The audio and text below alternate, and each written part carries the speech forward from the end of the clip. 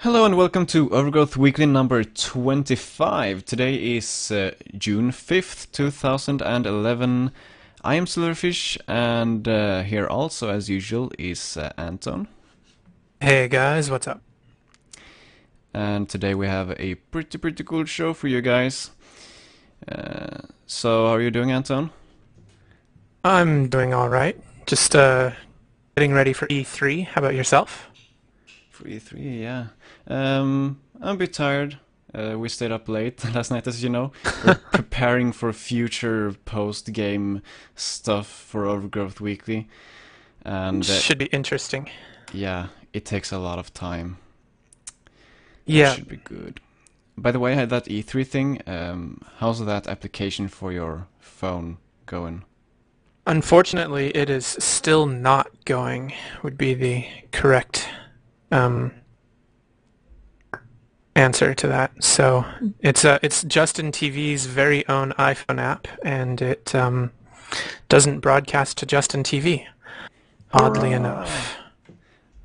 Well done, Justin Yeah, TV. way to go. I'm so proud of them.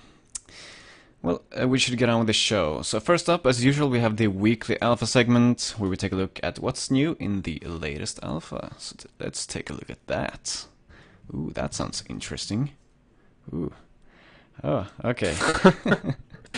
Ooh, ah, Ooh, yeah, oh. actually there are a bunch of pretty cool features in this alpha. Yeah, that makes sense.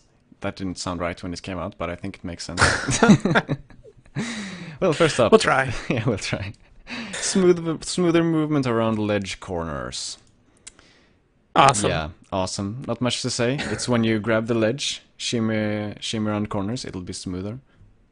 We should mention that a lot of this has to do with edge grabbing and climbing mechanics. Yeah, David has been continuing to work on those features since last alpha, which is cool.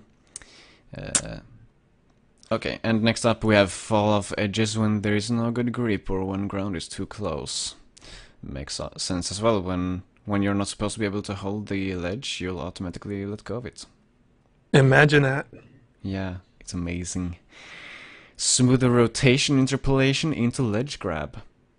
I guess that is if you jump up into a ledge grab with facing it with your back, instead of just turning straight around, you'll do more of a gradual turn. Let's actually check that out. If I can. Oh yeah, that is totally it. Let's check that Great. motion. No, it doesn't seem like that is it actually. Because if you take a look at it in slow motion, and that's something very important to do, of course, you'll see that oh yeah, oh that was smooth. The last one wasn't smooth, but this one was smooth, so that's good. The last one was totally like flipping. He does that funny thing when if you move, he kind of flips, you know? Right. Instead of actually turning around, he will actually flip all geometry like through himself. It looks really weird when you move too quickly and you look at it in slow motion. Yeah. I believe that there's a mod that we're going to look at today that actually gives you the opportunity to just sit and watch that happen. Awesome. Awesome. Next feature. More accurate collision ellipsoids while moving and flipping. Oh yeah. So, when you're moving around, like ducking and flipping in the air and standing up, you have actually a collision object that represents your actual size. So I don't know if we can try to display this here. If we just create an object, let's see, create a crit block, and then we put it up in there, make it thin. No, can we make it thin? There we go. And then we want to make it so that you can't walk under it, but we want to be able to roll under it. I can't walk under that, so let's make it lower. Burp, burp. Can't walk under, but I can roll under. Yeah, take a look at that. That's actually very cool. That's great. Awesome stuff. Awesome. These kinds of Awesome things. is the word for the day. Yes, indeed, it is. Yes, indeed. Oops. I don't want to add an item. I want to check the browser. Vertical camera collision check, e.g. for jumping into a ceiling. This is for making sure that the camera doesn't go through the ceiling when you jump into it. Thumbs up. That's nice, so that you don't, if you're working on a level where you're going to the next level up, you don't get a preview before you actually make it up there. Yes, that's very good. Fixed problem with impacts to ragdoll enemies. I don't know what problem, it doesn't say, but that's good. Fixing problems is thumbs up for me any day. New flail fall animation. Let's actually take a look at that animation, see how it looks. Yep, this has been sort of a topic of debate over the week, I believe. Yeah, it has. Here we have the new animation, in slow motion of course. I think it looks kind of weird, he has a very stale movement. Well, I think the thing that some people have mentioned, and I actually kind of agree, is that if he's dropping vertically, it doesn't look very natural, but if he is maybe jumping towards something and reaching out to grab something, it kind of works for that. Yeah. But I think my biggest, my personal biggest concern with it is that it sort of seems choppy, like especially if you watch it at full speed, it seems to kind of jerk back and forth, like it's not the right length or something. It almost looks like he's trying to throw stuff repeatedly, like he's throwing balls or something. But it's one of those things where I think it's just a work in progress, and it's a completely different flail animation from the previous week. So I think that we may see a new one or a refined version of this at some point, although maybe not right away. Yeah, I'm sure they will make a new and better animation for it. Actually, David... Probably for everything. Yeah, for everything. David even mentioned in a tweet that he have been working a bit more on the flail animation for next week's alpha. So another update on that next week. Next up, V plays falling scream instead of taunt. So I hit V.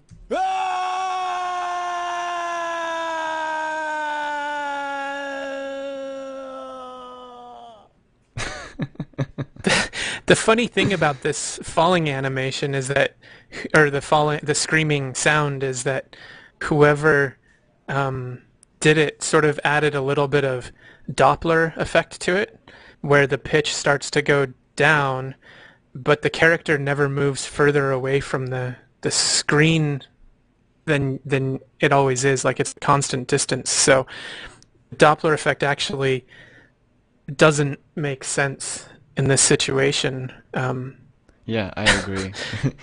I don't know. So it feels kind of weird. It feels like he's falling further than if if you actually jump, like I did it a few times, jumped off of one of the towers in the red shards level, and you press the thing.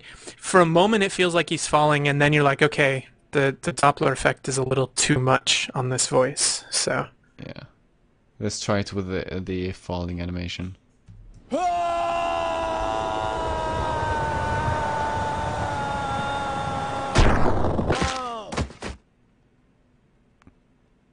Yeah.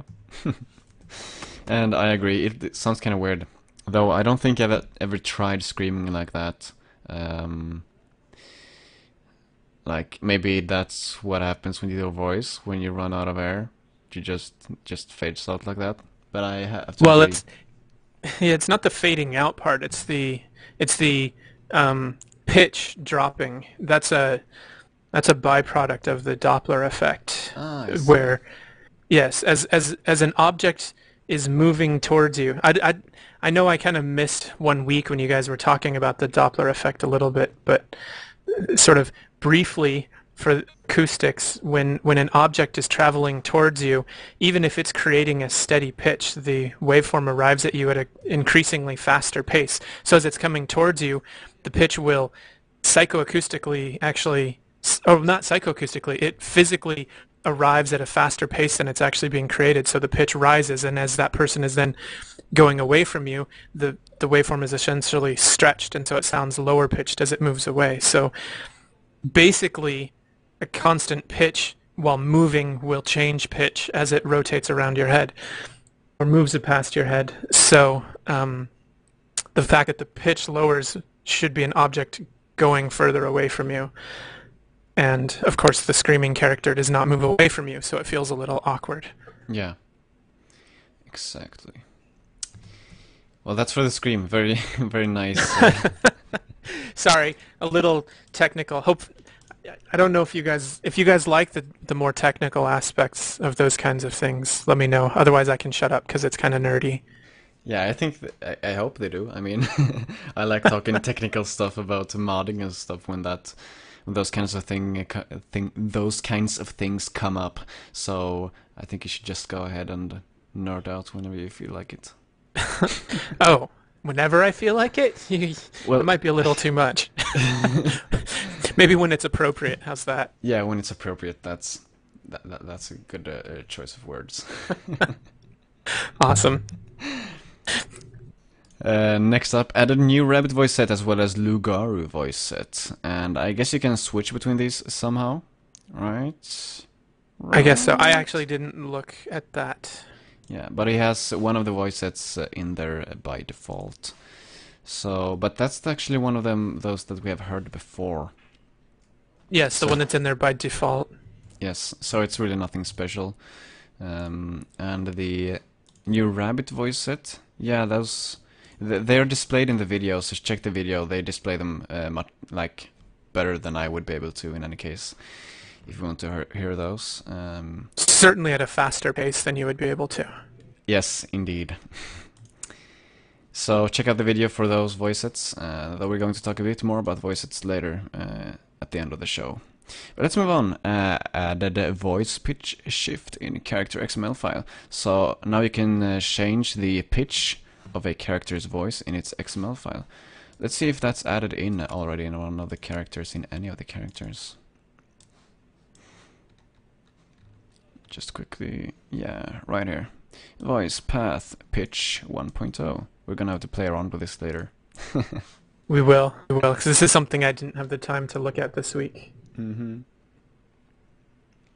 But that's great, because essentially, the larger the character, the deeper the voice should be, so you can adjust to accommodate. Yeah. I hope it's a lot. Well, I don't know actually. I was thinking I hope it's only for combat, because I guess some characters will have talking as well. But yeah, that will depend. Meaning, I guess that depends on how much voice acting ends up going into the project. But if there's, say, generic rabbit sounds, and you have a small rabbit, having it automatically increase the height, the frequency to make it a higher pitch will be awesome. Like it'll just make certain things easier and translate from character to character and still feel like it's closer to that character. So I think it's a great feature. Yeah, indeed. And also it'll be fun for modders to play around with, making super squeaky and super deep voices. Right. What I haven't checked and what I'm curious about is if his voice pitch also affects time, or if he's using an algorithm to keep it the same length and just adjust the pitch, because those create two different effects. Yes, I hope it's that it keeps the same length, otherwise it's going to sound kind of weird, right? Well, that depends. If you keep it the same length, you can start to get digital artifacts that sound weird, but if you slow it down, it sounds like slowing down tape or slowing down a record, where you create a lower pitch but it takes longer time. They both have pros and cons. They both have certain sounds that sound good, and some things will sound better done one way, some things will sound better done the other way. Typically, the further you go, slowing it down by also adjusting the time, the quality will remain higher, whereas if you try and keep the same length and just increase and decrease the pitch, you'll find more artifacts, and it will start to sound worse within a smaller